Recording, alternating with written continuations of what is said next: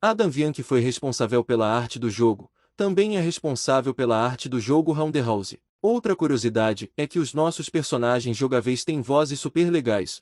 Into the belly of the beast! Oh, okay. Nitro me revelou em uma postagem do Memory Lane em 20 de março de 2012 uma grande imagem de desenhos de personagens. Esses personagens nunca entraram no jogo, mas alguns inimigos lembram vagamente os inimigos que entraram em Twin Shadow. Outra curiosidade é que no segundo jogo podemos escolher entre jogar entre o mundo bom e o mundo ruim, e ambos têm a mesma quantidade de níveis, e no último nível temos que vencer o boss. A música do jogo foi inspirada por Vans de Sorvete. O primeiro e o segundo jogo foram um dos mais populares da Nitrome no ano de 2013. Existia um projeto para o segundo jogo, porém foi cancelado. Mesmo assim, o primeiro jogo é um dos melhores da Nitrome na minha opinião, e sua trilha sonora é completamente nostálgica.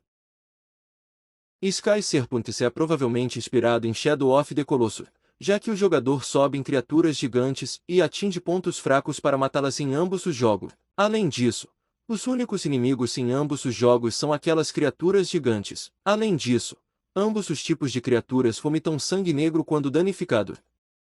No início do desenvolvimento, o cenário para as Fury era que os níveis do jogo faziam parte de um passeio de diversão sádico que havia saído do controle. No entanto, essa história não foi integrada ao jogo e posteriormente alterada parcialmente, como a maioria dos Fury ocorre acima da água e não no solo.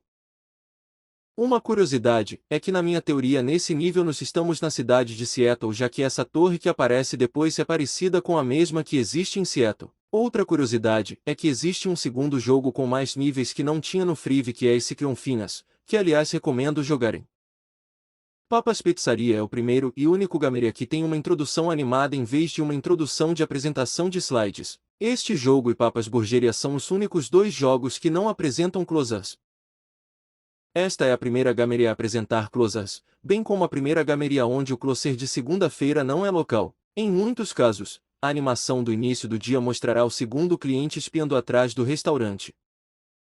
Este é o primeiro Gameria a introduzir os aceleradores de velocidade para ajudar o alimento a cozinhar mais rápido. Esta é a primeira Gameria onde os clientes comem a comida em vez de olharem quando o pedido é finalizado. Esta é a primeira Gameria a apresentar o novo sistema de decoração de restaurantes. E a última curiosidade é que esse jogo foi patrocinado pela nossa querida Armor Games.